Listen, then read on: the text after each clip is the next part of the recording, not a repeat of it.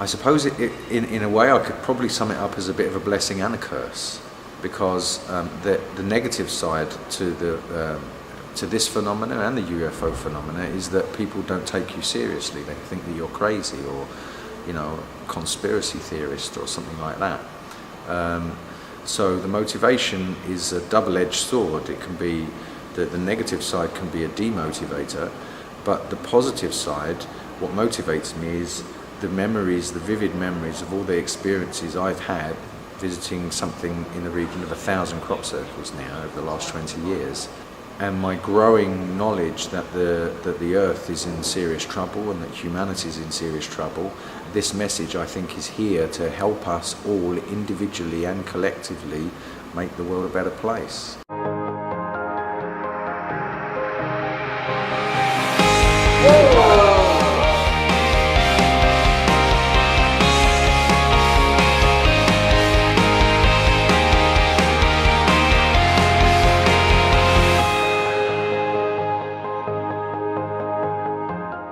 Look at that. I gotta come look at that. Look at even the smile's the same. I'd been staying in Wiltshire at the time. I was at Cardiff University studying language and communication, and it was 6 weeks break, so for the summer. So I took my caravan, my trailer, down to Wiltshire from Cardiff. I was living in Cardiff at the time, and decided to spend 6 weeks visiting the crop circles.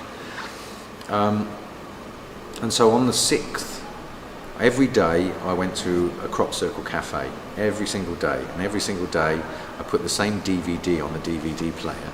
On the 6th of July, I had already planned that on the 7th, on the night of the 6th, going into the 7th, that I was going to do this night watch. And so in the daytime on the 6th of July, I'd gone to the cafe as normal, and yet this day, for some reason, I decided to put on another DVD. And it was a DVD about balls of light that somebody had made about the balls of light that people film in Wiltshire. I noticed, after about an hour or so, I noticed a man there was a little bit of a commotion at the back of the shop, and this man sort of rushed out past me, and I stopped him to ask him what was happening. And he told me that he'd just seen an interview on this DVD where somebody had described seeing a ball of light that he'd actually witnessed himself 20 years ago. He'd been at the field doing a night watch. He's a UFO investigator. He was doing a night watch. He watched a ball of light move out into the field, open up and expand, flatten about a 20-foot circle of wheat. The ball then closed up into another sphere and flew off into the distance. He tried to get his camcorder sort of geared up, ready to film this thing, but it all happened before he could even get his recording equipment to work. So every year, for 20 years, this man had been coming back to Wiltshire with the same location, with more and more sophisticated camera equipment, trying to capture the same thing again. And he thought that he was the only witness to that event. But when he watched this DVD that I'd by chance put on that day, he realised that somebody else was at the location and they'd seen the same thing from a different vantage point and had described the event that he'd seen. And so he wanted to rush off to get some money from the cash point, the ATM, to buy the DVD. So I thought it was a cool story. So this was my interaction with this man. Okay, so later on in the night, I already planned to go up and do this night watch, and I thought I was going to do it on my own. But my girlfriend called me from Cardiff, and she said, has there been a crop circle today? And I said, no, there hasn't. And she said that she just walked into town and that there was wheat growing out of the paving stones in the gaps between the pavements. This is a city. There are no farms anywhere near this area, so there was no reason that wheat should be growing out the pavement.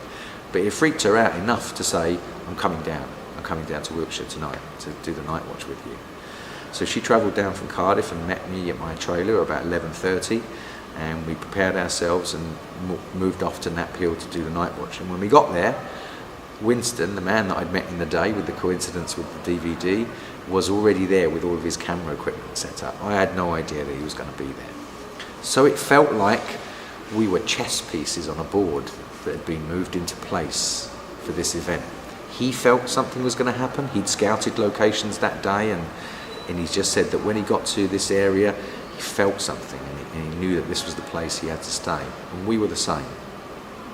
And so we sat there and we chatted, and we had the most fantastic conversation. This man was a scientist, and I was into metaphysical things with chi and so on through my studies of martial arts, and we were having a conversation where he was putting something from a scientific point of view and I was putting something from a metaphysical point of view, but rather than arguing with each other, we were finding common ground. And as we were finding common ground, the conversation was getting higher and higher and higher, and we were getting really buzzed off of this conversation, so much that we weren't really paying attention to what was going on around us.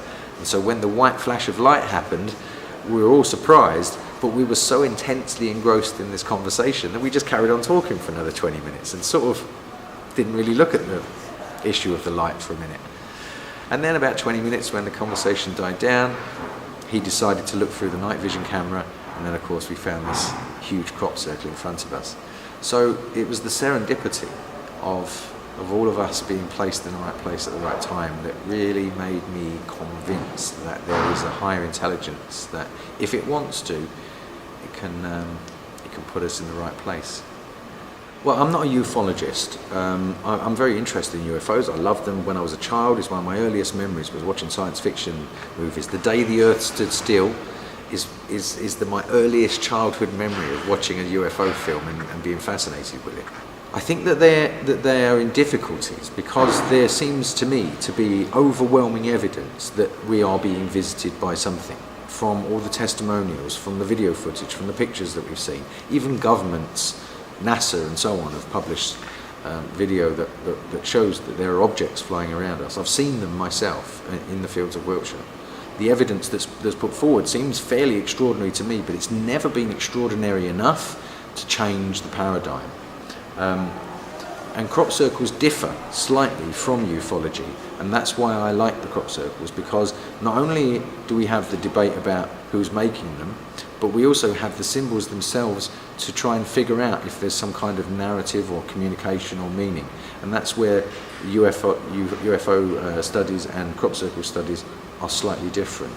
The communication of the crop circles is cards on the table. They are giving humanity a history lesson in where we came from, in how we got to where we are through farming, and they are showing us philosophical symbols. They are showing us how people in the past have thought about creation and humans' role on Earth, and they have displayed all these symbols such as the yin yang or the tree of life or the Jewish as above so below, the hexagram symbol, the Star of David. So they are trying to tell us about how we have looked into creation, how we have looked for the role of human beings on Earth, and they are trying to show us where we've been, how we got where we are now, and how we can make choices about what we do to change the future.